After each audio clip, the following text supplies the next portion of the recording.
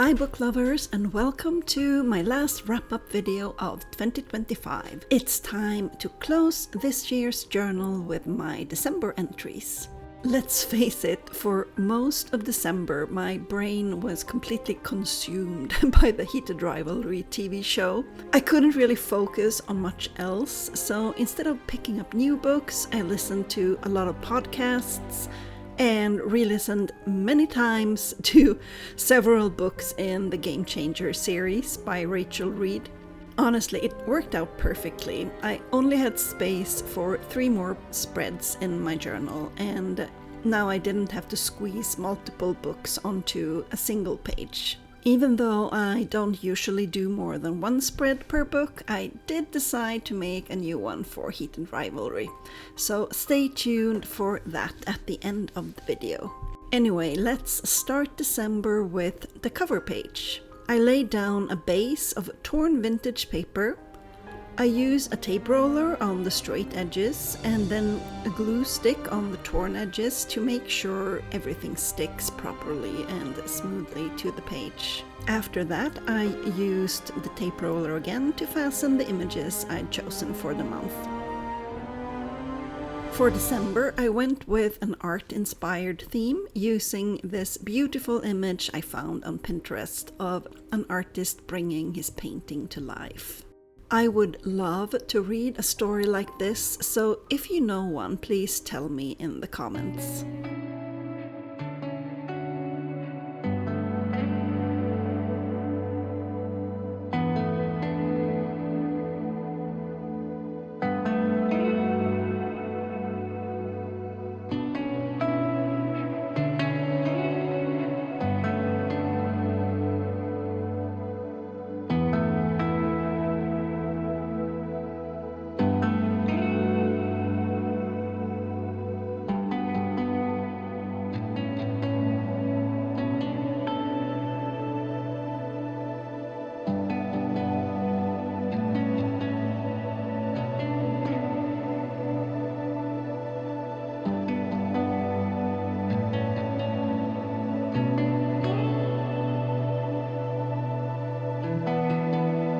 Normally I use stamps for the month name, but this time I felt a bit out of the box, so I went with these Scrabble-inspired letters instead. I am very good at mixing up letters and putting them in the wrong order when I use stamps, so I was extra careful here not to glue them down incorrectly.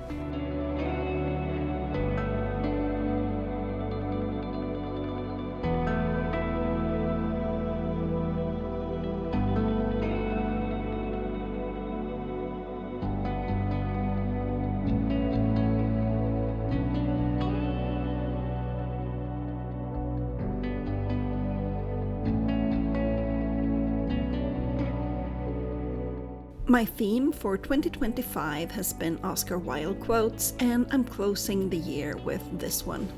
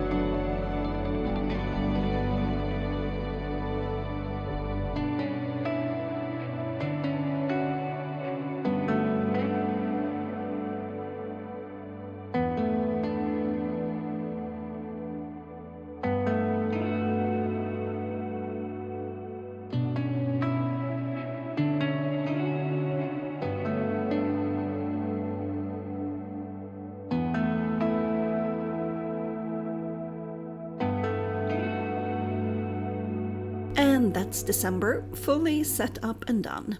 I really love this spread and the colors. December here was dark and gloomy, so I wanted something light to balance that out.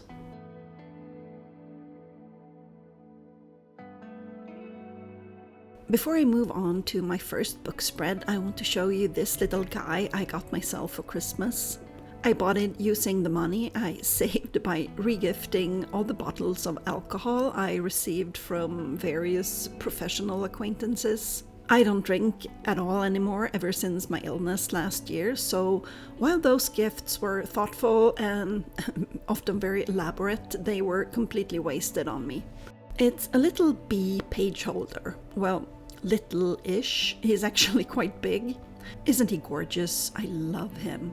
This journal lays flat without any problems, but I'm already using the bee in my 2026 bullet planner because that one absolutely refuses to stay open.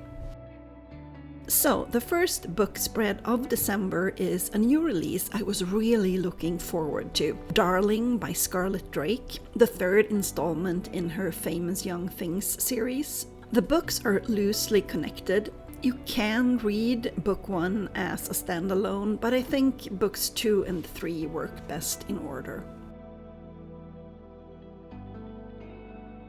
Felix, the main character in book 2, Limerence, starts out in a friends with benefits relationship with his father's co-worker, politician Christian Darling, before he falls in love with Nico. I really liked Christian as a character, and Limerence ended so unfairly for him. He was caring, thoughtful, and genuinely supportive of Felix's relationship with Nico once Felix fell in love. So when I found out book 3 would be about Christian, I was beyond excited. After the events of Limerence, where he was actually a candidate for future prime minister, Christian has been banished to the US and as the UK ambassador. He's a closeted bisexual widower with an adult son, and he very clearly has a thing for men half his age. Enter porn star and artist Asher Fox. I mean, politician porn star, what's not to love? Asher completely surprised me. He wasn't at all who I expected him to be. He's sensitive and caring, the best words I can think of to describe him. He truly loves his line of work, but he also longs for real love and a relationship, not just hookups. And he's also a painter. Other than the politician porn star trope, I had no idea where this story was going, and it took a delightfully unexpected turn. I thought it would be all sex, but it wasn't. An early event actually puts their sexual relationship on pause and lets their emotional connection take center stage instead. Everything is complicated by the fact that Christian is still deeply in love with his late wife, and he doesn't believe he's capable of loving anyone like that ever again. I felt absolutely heartbroken for Asher, who knows this, accepts it, and still falls deeply in love with Christian. I did appreciate that Christian has no issue with Asher's career. In fact, it's more of a turn on for him, and the book includes a bit of voyeurism.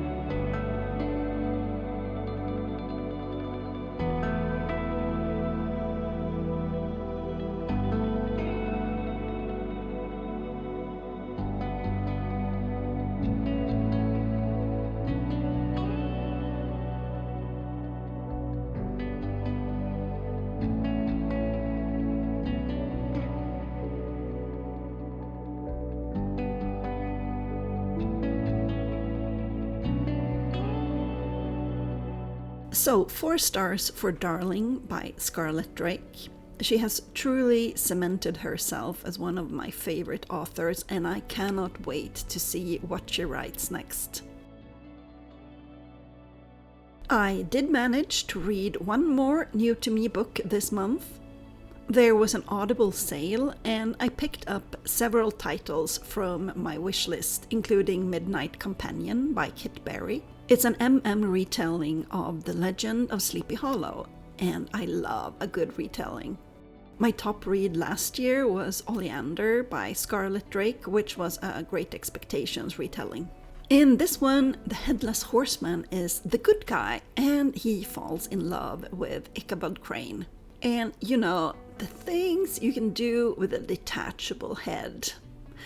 We've explored this a bit before in Cheap Heat by Lily Mayne, which I talked about in my April-May wrap-up earlier this year. Midnight Companion isn't quite as kinky though. For this spread, I used black pages cut from an old blackout journal, along with some grey craft paper from the December Archie and Olive subscription box. Since the book has this dark, spooky, ghostly vibe, I wanted a darker foundation for the spread. My only complaint is that it's very short, more of a novella than a novel. I like the writing and Kevin Erlevine's narration. Most of the book moves fairly slowly and the characters explore their feelings, and when the ending approached I got very stressed. I was worried there wouldn't be enough time left for a proper resolution, and I briefly feared it wouldn't have a happy ending. Thankfully, those fears were completely unfounded and I felt very satisfied when it was over.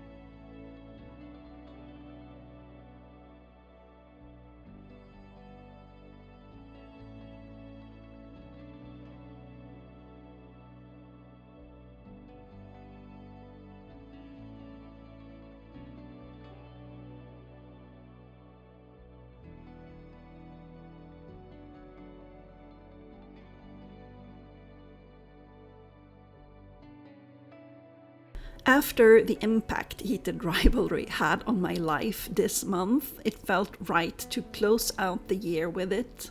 I've read it several times and it's always a 5-star read. You can find my original spread and review in my April 2024 video. I'll link it in the description. I, of course, used completely different character images back then, but for this spread I wanted to use the TV show versions because the casting was just perfect. The first time I saw them, I thought, that's them. The way the show brought the book to life was amazing. So respectful of the source material, sometimes word for word, straight off the page and onto my screen. During the long waits between episodes, I would re-listen to the parts I knew were likely to come next. When episode 4 ended, I couldn't sleep for a week, despite knowing everything would turn out just fine. Being able to return to those sections of the book was genuinely comforting. Episode 5 also stressed me out. I got up early to watch it before work, knowing exactly which parts of the book it would probably include and how I personally needed it to end. And then the minutes just kept ticking by and I was like, oh my god, there are only 8 minutes left. How are they going to get there? Where are they going to end this? But they did, and I was so happy and delighted when I went to work. I don't know how productive I actually was that day, but I would have been far worse off if I'd waited all day to watch it at home, which I did anyway. What I wanted to bring into this spread was some of the characters' internal monologues, things that are sometimes shown visually in the series, but that can't always be translated directly. For the character images, I wanted a hockey card-inspired design. To keep the boxes straight and evenly sized, I used a square piece of scrap paper as a template.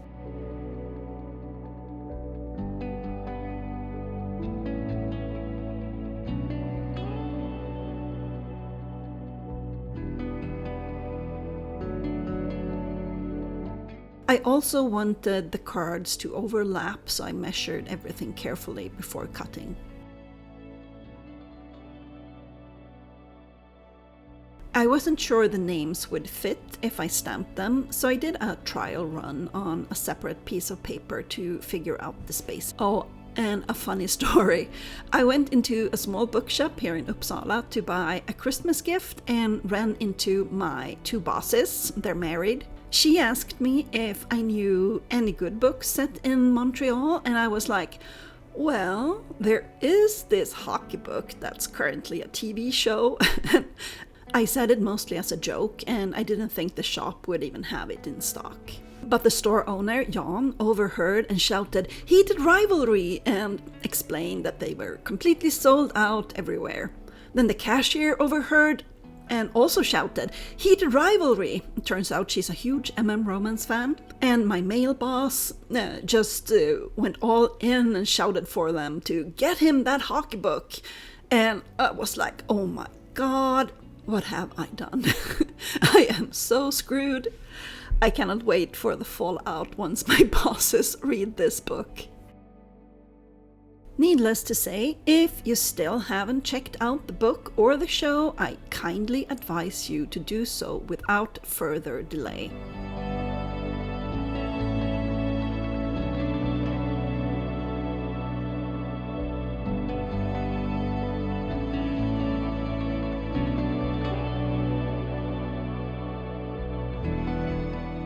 And that's it for 2025. I have a yearly wrap-up video coming soon where I'll talk about my reading stats and reveal my favorite book of the year.